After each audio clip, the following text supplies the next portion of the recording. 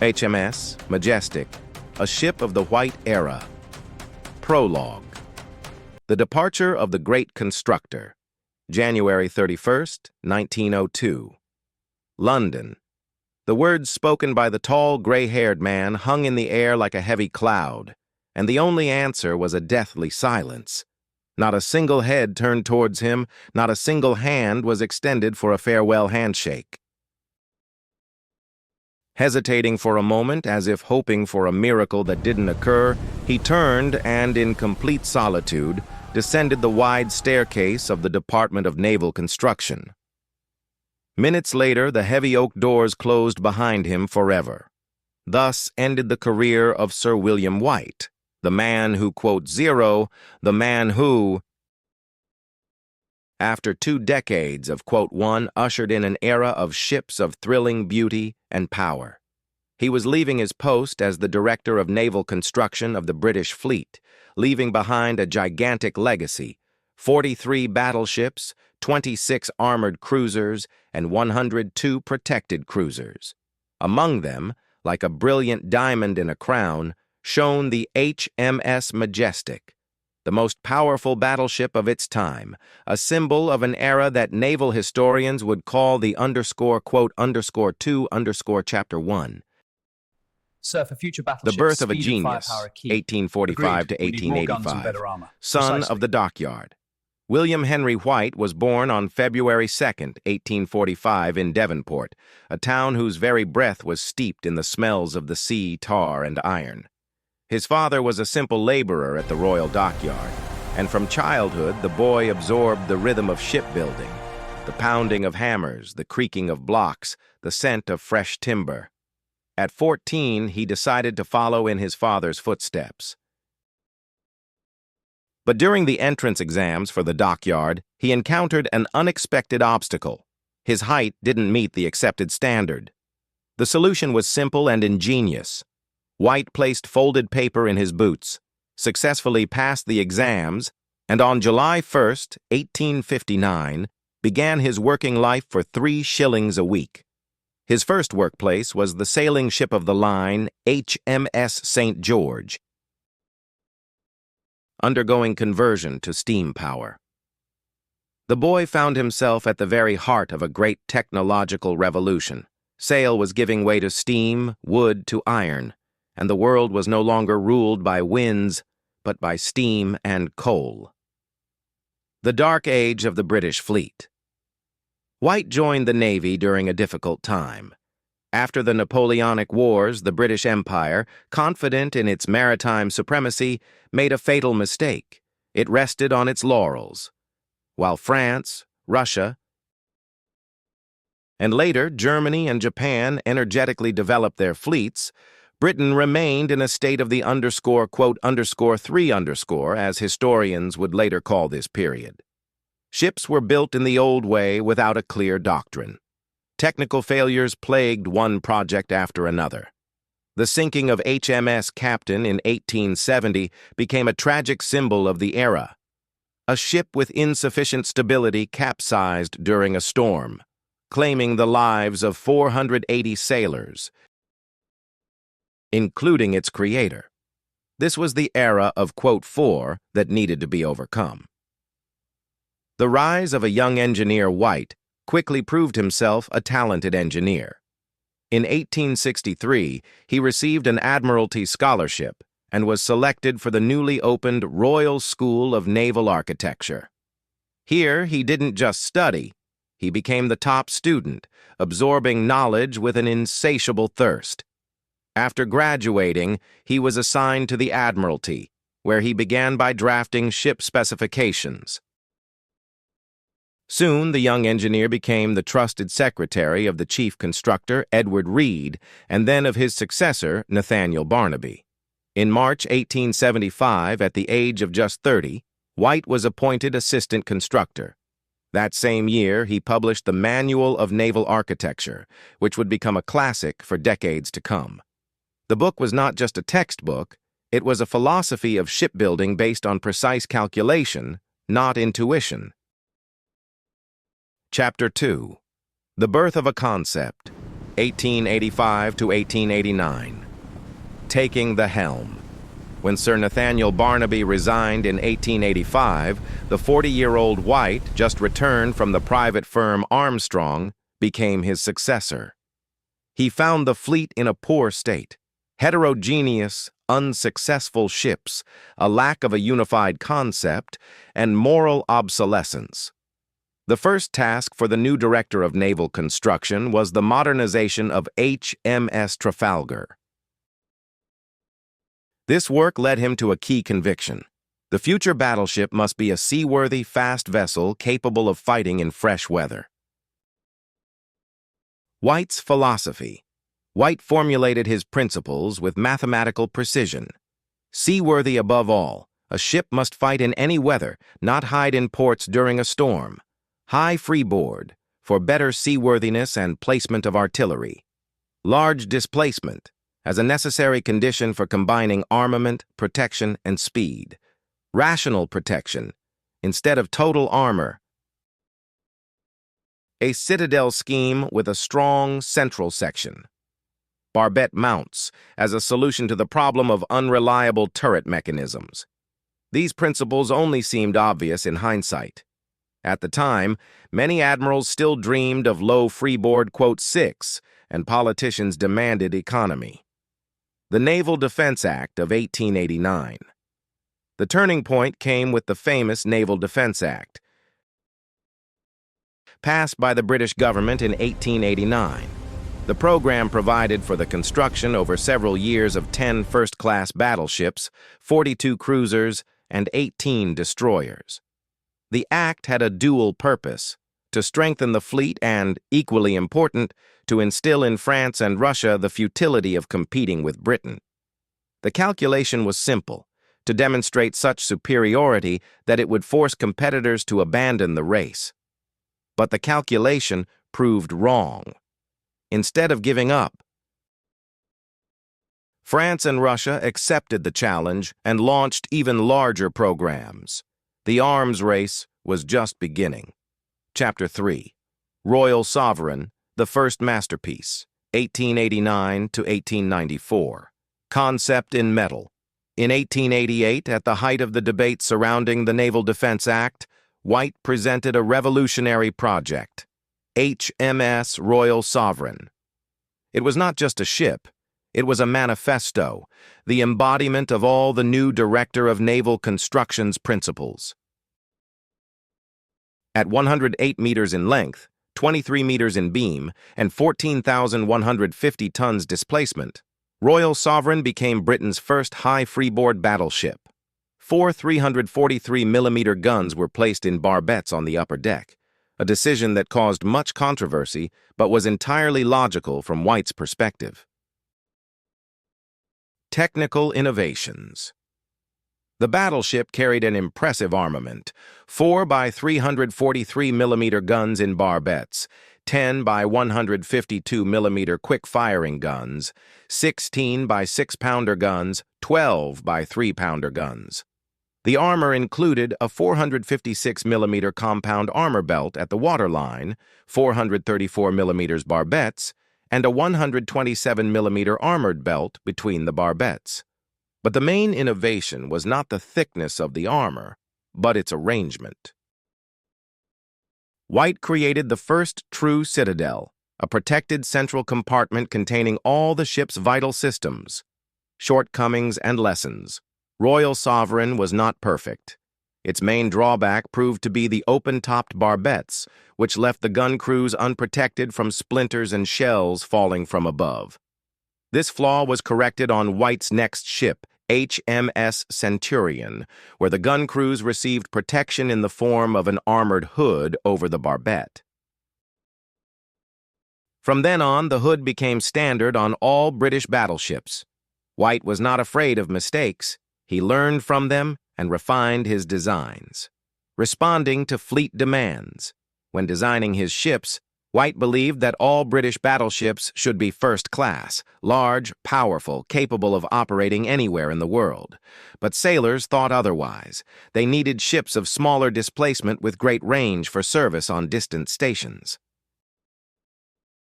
Thus appeared Centurion and Barfleur, displacing 10,500 tons. They differed from Royal Sovereign primarily in their powerful 254mm guns and lighter armor. White proved he could create different ships for different tasks. Chapter 4. On the Eve of a Great Project, 1893 to 1894, a geopolitical challenge. By 1893, it became clear that the Naval Defense Act had not achieved its goal. France and Russia not only had not retreated, but had intensified their programs. Together, they were building 12 battleships against Britain's 10. What worried the Admiralty was that Russia and France could combine their fleets. According to the British, quote, 7, the fleet had to be equal in strength to the next two largest fleets combined. This doctrine, once seen as a reliable guarantee of security, was now under threat. The Spencer Program. In 1893, at the initiative of the First Lord of the Admiralty, John Spencer, the British government approved a new naval program. It provided for the construction of a new series of large battleships intended not just to surpass, but to overwhelm any foreign counterparts. The concept for the new ships had been in development since 1891 at the initiative of Vice Admiral John Arbuthnot Fisher, the future creator of Dreadnought. Fisher, then still a relatively young officer, already saw the future of the fleet and understood the need for radical solutions. Technological breakthrough. A key factor was new steel hardened by the method of American engineer Harvey. Harvey armor was significantly stronger and lighter than the previously used compound armor. For the same degree of protection, it weighed almost half as much. This opened up fantastic possibilities. One could either, with the same armor weight, protect a larger area of the ship, or, for the same area, make the armor thicker. White chose the first option, to increase the protected area. Delays and pressure design work was delayed due to difficulties in creating new heavy guns.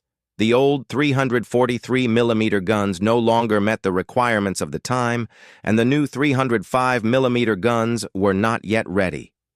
Under pressure from public opinion and Parliament, the Admiralty approved the laying down of first 2. Then another 7 new battleships. The risk was enormous. Building ships without having the armament ready was an adventure, but there was no time to wait. Chapter 5. The laying down of HMS Majestic, February 1894. Portsmouth Dockyard, February 1894. Portsmouth Royal Dockyard, the oldest and most prestigious dockyard in Britain. Here, ships were built for Henry VIII. Here, the legends of Nelson were born. Here, the naval power of the empire was created. On slipway number 7, a history begins that will change naval shipbuilding. The first steel plates of the future HMS Majestic are laid onto the keel block. Every hammer blow, every weld is a step towards creating the most powerful battleship in the world. Technical parameters of the project. The figures impressed even seasoned sailors. Length, 128 meters. Beam, 23 meters.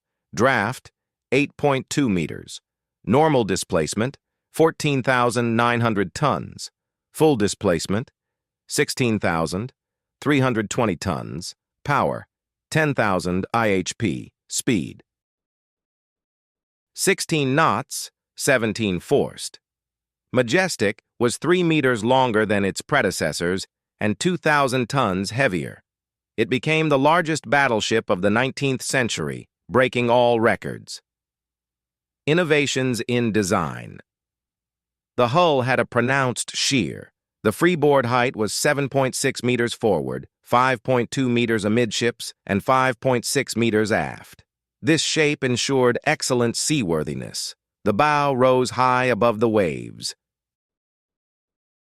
reducing water shipped over the deck. The funnels were arranged side by side for the last time in the history of the British fleet. All subsequent types would have funnels on the center line. Majestic served as a kind of bridge between the old and new eras.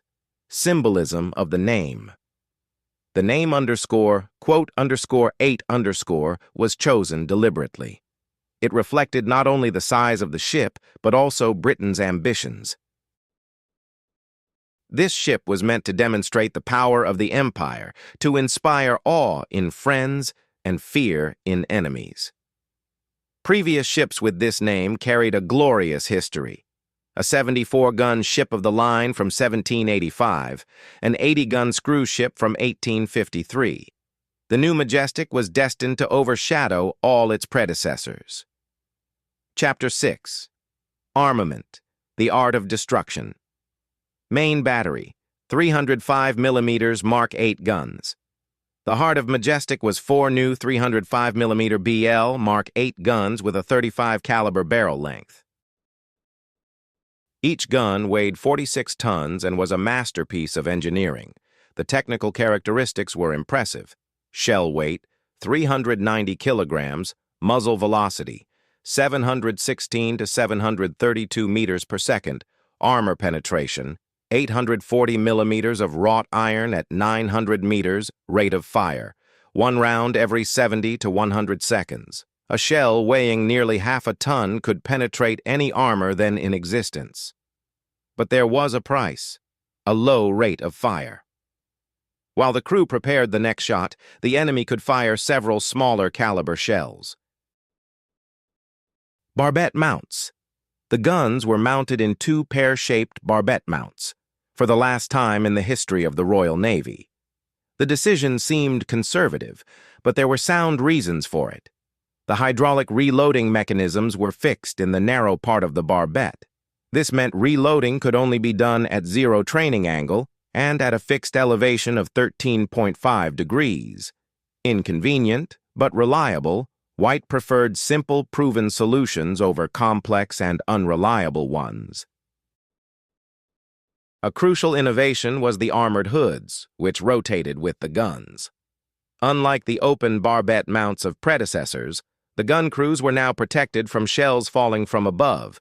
This was the first step towards the modern-style gun turret. Secondary armament, 152 mm quick-firers. 12 152 mm/40 QF guns were placed in individual casemates, 6 on each side. Each gun had its own pillbox, surrounded by 152 mm armor on the sides and 51 mm at the rear, top, and bottom. Such protection made the secondary armament invulnerable to enemy quick-firing guns. A hit by a large caliber shell could only disable one casemate, not the whole battery. The guns had a rate of fire of 5 to 7 rounds per minute and a range of up to 10,000 meters. In the doctrine of the time, they were assigned a key role: to destroy the superstructures and unarmored parts of enemy ships, causing fires and flooding. Anti-torpedo boat. Armament and torpedoes. For defense against torpedo boats, the ship carried 16 times 76 mm quick-firing guns, 12 times 47 mm Hotchkiss guns. Torpedo armament included 4 submerged and 1 above-water torpedo tube, caliber 457 mm. In an era when ramming was still considered a tactical maneuver, torpedoes were seen as a weapon in case of a missed ram. Lessons from the Battle of Yalu. The design of Majestic considered the lessons of the recent Battle of Yalu, 1894, where the Japanese fleet defeated the Chinese. The main lesson was the danger of quick-firing medium-caliber artillery.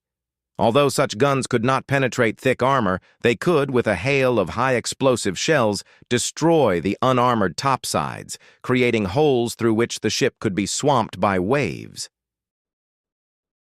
It was to counter this threat that White radically increased the height of the armor belt.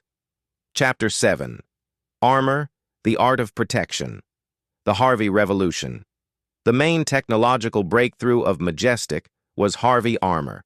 The Harvey hardening process made steel 2 to 3 times stronger than ordinary steel. For the same degree of protection, Harvey armor weighed almost half as much. This allowed White to realize a long-held dream to protect a large area of the ship. The armor belt, 4.5 meters high, of which 1.5 meters were above the waterline, extended the full length of the citadel. The Citadel Scheme. Majestic's armor scheme was the classic Citadel type: main belt, 229 millimeters Harvey armor, transverse bulkheads, 356 millimeters forward, 305 millimeters aft, barbettes, 356 millimeters armor deck, 76 millimeters flat part, 102 millimeters slopes, casemates, 152 millimeters. The armored deck had slopes angled at 40 degrees down to the lower edge of the belt. A shell that penetrated the belt would encounter additional protection on its way and could not reach the engine rooms. Protection against new threats. Special attention was paid to protection against the new quick-firing guns. The height of the belt ensured that quick-firers could not leave holes in the citadel, and the individual casemates for the 152 millimeter guns made the secondary armament practically invulnerable. But there was an Achilles heel. The 229 millimeter belt was somewhat thin for protection against the new generation of heavy guns. White calculated that the low rate of fire of heavy guns would prevent them from battering the belt with multiple hits, but technology was not standing still. Balance between protection and weight. The total weight of armor was about 30% of the displacement, an optimal value for that time. White found the sweet spot between protection, armament, and speed. His philosophy was simple. It was better to have moderate protection over the entire citadel than thick armor over a small area. A penetration in an unprotected spot could be fatal even if the rest of the ship was impregnable. Chapter 8. Power Plant, the Heart of a Giant, Triple Expansion Steam Engines. Two 3-cylinder triple expansion steam engines developed a total power of 10,000 IHP. For their time, they were the pinnacle of engineering thought. The principle of triple expansion was simple and brilliant. Steam passed sequentially through 3 cylinders of different diameters: high, intermediate, and low pressure. Each subsequent cylinder used the energy of steam already worked in the previous one, which significantly increased efficiency. Boilers and fuel steam was generated by 8 cylindrical single-ended boilers. Initially, the Majestic-Class ships were designed for coal firing, but during their service they began to be converted to oil. The first was HMS Mars in 1905 to 1906.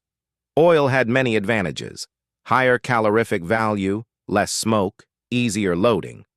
But there was also a disadvantage: dependence on limited sources of supply. Speed and range. On the measured mile, Majestic achieved 16 knots, and with forced draft could briefly reach 17 knots. For a battleship of its size, this was an excellent result.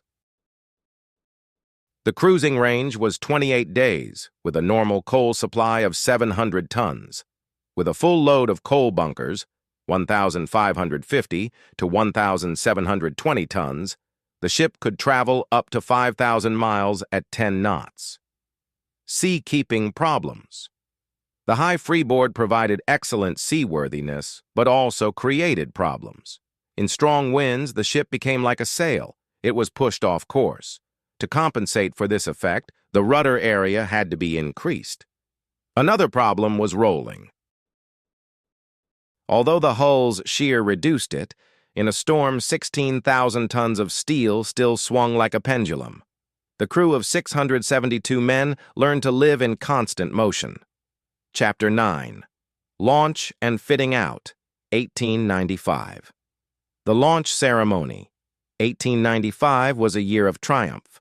HMS Majestic was launched to the applause of thousands of spectators.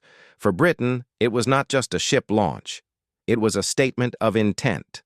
The ceremony was attended by members of the royal family, parliamentarians, admirals, and, of course,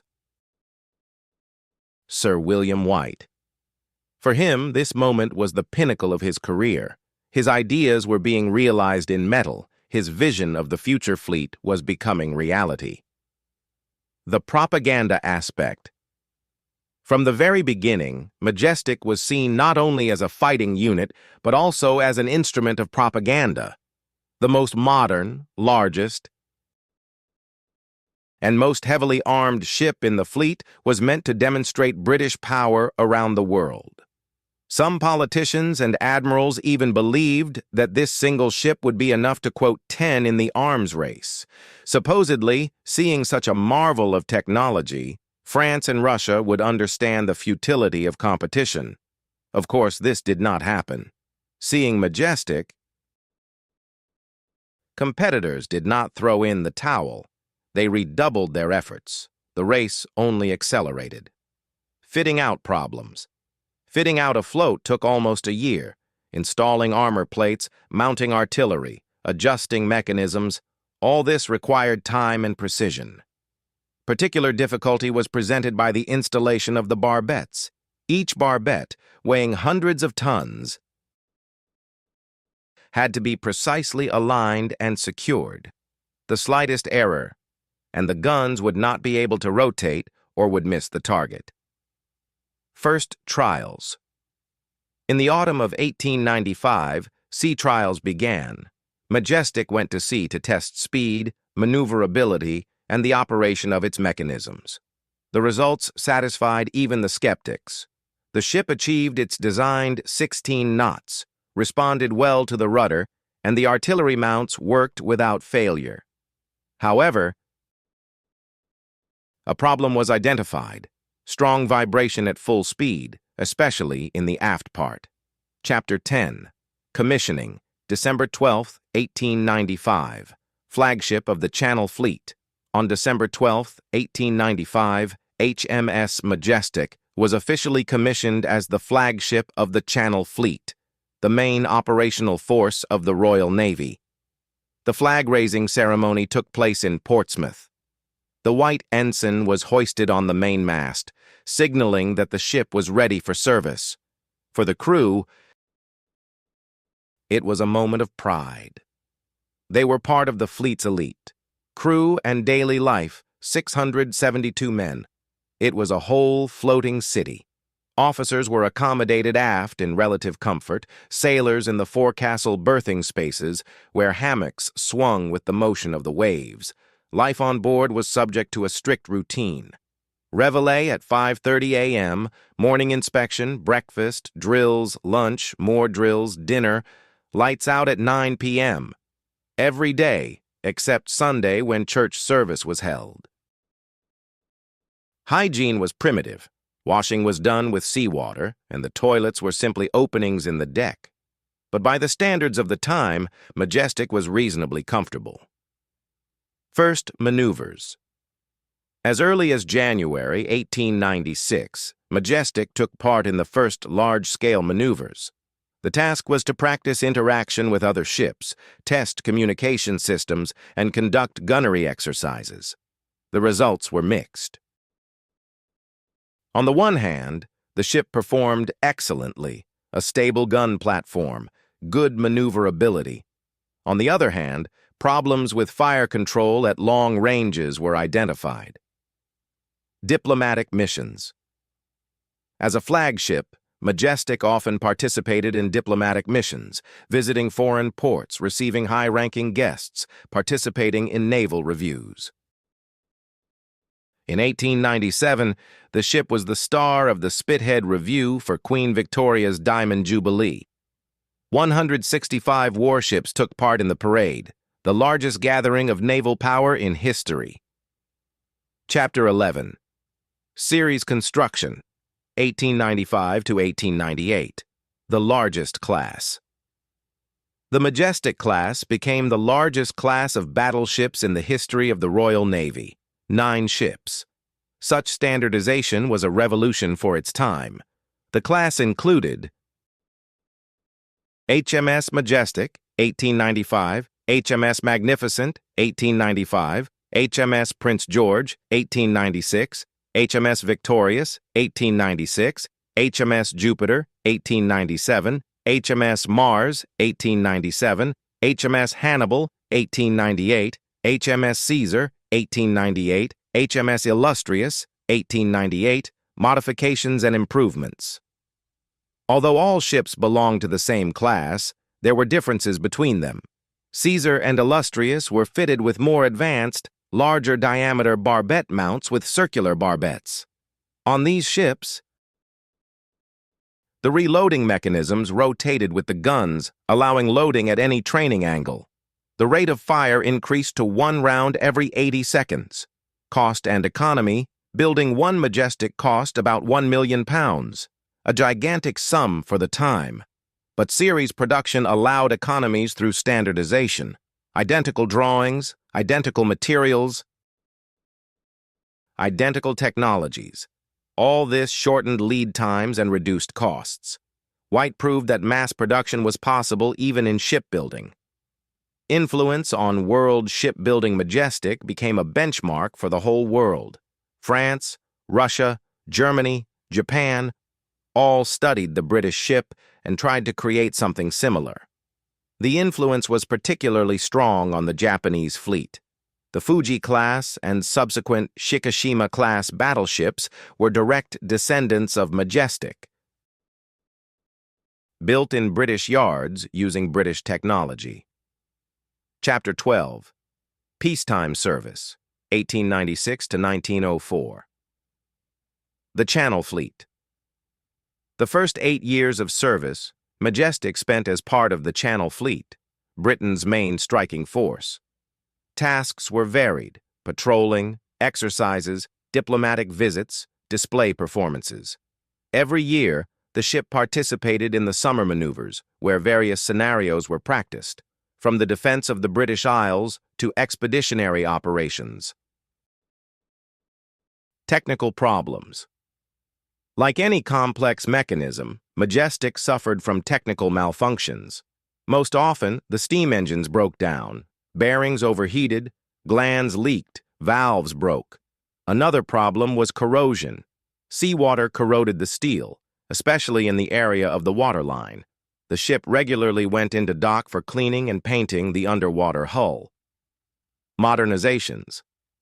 In 1904, Majestic underwent its first major refit at Portsmouth. Besides routine repairs, the ship received new fire control systems and improved ventilation, but the main change was the conversion of the boilers to oil firing. This increased speed, reduced smoke, and eased the workload of the stokers. Transfer to the Atlantic Fleet. After the refit, Majestic joined the newly formed Atlantic Fleet. This was a prestigious assignment. The Atlantic was considered the second most important theater after home waters. But service here proved short-lived. Already on October 1st, 1906, the ship returned to port and was placed in reserve. The era of dreadnoughts was dawning, and old battleships were losing relevance. Chapter 13. The Twilight of the White Era, 1900 to 1902. The Royal Yacht Disaster. On July 3, 1900, an event occurred that would shatter White's career. The Royal Yacht HMY Victoria and Albert III, designed by him, capsized in dock while fitting out. The investigation showed that the cause was improper loading, carried out contrary to White's instructions. The yacht was so overloaded on the upper deck that its stability became negative. But the public did not care. Newspapers wrote about the disgrace of the Director of Naval Construction, and Parliament demanded his resignation. A reputation built over decades was destroyed in a single day. Nervous breakdown. White took the incident hard. The man who had created original methods for calculating stability found himself accused of mistakes he did not make.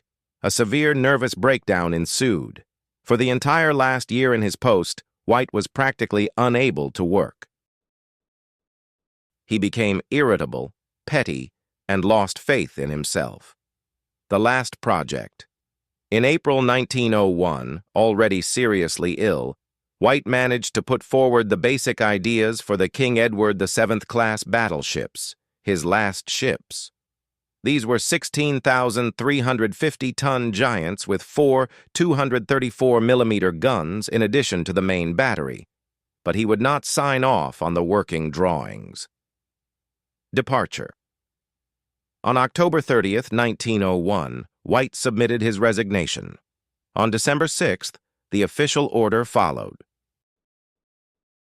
On January 31st, 1902, he came to his office for the last time. "Well, I'm leaving. I wish you all the very best," he said to his staff. The answer was silence. Only an old messenger stepped forward. "Allow me to shake your hand, Sir William, and say that I am deeply sorry." Chapter 14. White's Legacy. Statistics of Achievement.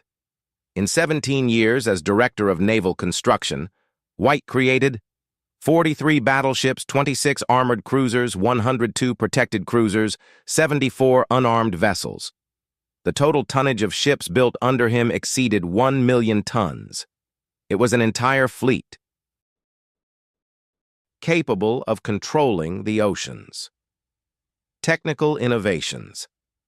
White introduced standards that became the norm: high freeboard for seaworthiness, citadel armor scheme, casemate placement of secondary artillery, closed barbette mounts, series construction. His _14_ became a Bible for shipbuilders worldwide. Influence on tactics. White's ships changed naval tactics. High seaworthiness allowed operations in any weather. Powerful armament enabled combat at long ranges, and good protection allowed ships to withstand hits. Admirals received a tool that allowed them to implement bold strategies. No longer did they need to wait for good weather or approach close to the enemy. Aesthetics and symbolism. White did not just create efficient ships, he created beautiful ships. The proud, charming, symmetrical profile became the hallmark of the British fleet. These ships were not just weapons, they were symbols of imperial power, the embodiment of the idea of mistress of the seas. Chapter 15. Majestic's Final Years of Service, 1907 to 1914. Return to service. On February 26, 1907, after a year in reserve, Majestic was recommissioned. He was appointed flagship of a division in the new home fleet at the Nore. But this was no longer the same service. The ship was considered obsolete, used mainly for training purposes. Modernization. In 1907 to 1908, Majestic underwent a partial modernization. A radio station was installed, new fire control systems were fitted, and the boilers were finally converted to oil. But there were no serious improvements. The armor remained the same, the artillery the same. In the era of dreadnoughts, Majestic looked like a dinosaur. Collision with Victorious. On July 14, 1912, during maneuvers, a collision occurred with the sister ship HMS Victorious. Fortunately, there were no serious injuries or damage. The incident showed how difficult it was to maneuver such giants in close formation. The highest precision and coordination were required. Transfer to Devonport. In June 1908, Majestic was transferred to Devonport, where he remained until 1914 as part of various formations. This was effectively an honorable exile. The ship was used for training reservists and for display purposes. But even in this role, he remained an impressive sight. 16,000 tons of steel, 128 meters in length, 4 305mm guns. Such a thing was impossible to forget. Chapter 16. The Beginning of the Great War, August 1914. Mobilization. With the outbreak of World War I in August 1914, The old battleships suddenly became needed again. The German fleet threatened British communications, and every ship counted. Majestic was returned to the Channel Fleet, renamed the Channel Fleet. After a short refit, he was again ready for service. Covering the BEF deployment. In September 1914, Majestic covered the deployment of the British Expeditionary Force to France. This was a critically important operation. Without it, France might have fallen in the first months of the war. The ship patrolled the English Channel, protecting transports from possible attacks by German raiders. Fortunately, no serious encounters occurred. Escort of the Canadian Corps. Next, Majestic sailed to Halifax to escort the Canadian Corps. The Atlantic crossing was a test for the old ship. But he managed. It was symbolic. A ship of the imperial era escorting soldiers from the Dominions fighting for the Empire. Guard duties. In the autumn of 1914, Majestic performed guard duties, first at the Nore, then in the Humber estuary. The task was to prevent German ships from breaking through to the British coast. All was quiet. The German fleet preferred to sit in its bases, and the British blockaded it there. Bombardment of the Belgian coast. In December 1914, Majestic operated off the coast of Belgium, occasionally participating in bombardments of German-held positions. This was a new role for the battleship, supporting land forces. The 305mm shells weighing half a ton caused terrible destruction, but accuracy left much to be desired. Chapter 17. The Dardanelles Campaign, February to May 1915. Preparations for the breakthrough. In early February 1915, Majestic joined the fleet tasked with forcing the Turkish Straits. The plan was ambitious. Pass through the Dardanelles, reach Constantinople, and knock the Ottoman Empire out of the war. At Malta, the ship was fitted with anti-mine equipment, paravanes with cutters for cutting mine cables. Theoretically, this was supposed to protect against floating mines. First bombardment. On February 26, 1915, Majestic, together with the battleships Albion and Triumph, entered the strait. At 9:14, she opened fire on Ottoman positions. Return fire was not long in coming. Turkish artillery hit the ship below the waterline, but the damage was minor. Systematic bombardments. On February 27th, March 1st, and March 3rd, the battleship continued to bombard the fortifications. The task was to suppress the shore batteries so that minesweeping could begin. On March 8th, Majestic arrived at Mudros on the island of Lemnos to replenish ammunition. A base for the entire operation was established there. The attempted breakthrough of March 18th. On March 18, 1915, the final attempt was made to force the straits with naval forces alone. At 14:20, Majestic opened fire on Fort No. 9, trying to save the battleship Ocean, which had come under heavy fire. But she herself came under crossfire from concealed field guns. 4 hits, 2 in the bow and 2 below the waterline, forced the ship to retire to Tenedos for repairs. Supporting the landings on April 25, 1915, Majestic supported the Allied landings at Gallipoli. This was one of the most tragic episodes of the war. Thousands of soldiers died before even getting ashore. Every day until April 29th, the ship fired on Turkish positions, and in the evenings picked up the wounded. It was hellish work under constant fire. Flagship Admiral Nicholson transferred his flag from Triumph to Majestic. Now the battleship became the flagship and anchored off Cape Helles. She lay there from April 25th to May 25th, 1915, a stationary target for Turkish artillery. Every day, shells landed closer, but hits were avoided. Chapter 18. The Sinking. May 27, 1915. The last morning, May 27, 1915. 6:45 a.m. Majestic is still anchored off Cape Helles. On board are 672 men, most asleep after the night watch. The ship is guarded by destroyers and surrounded by anti-torpedo nets. It seems safe, but it is an illusion. U-21, the German submarine. U-21, under the command of Kapitänleutnant Otto Hersing, had been hunting in the Dardanelles area for several days.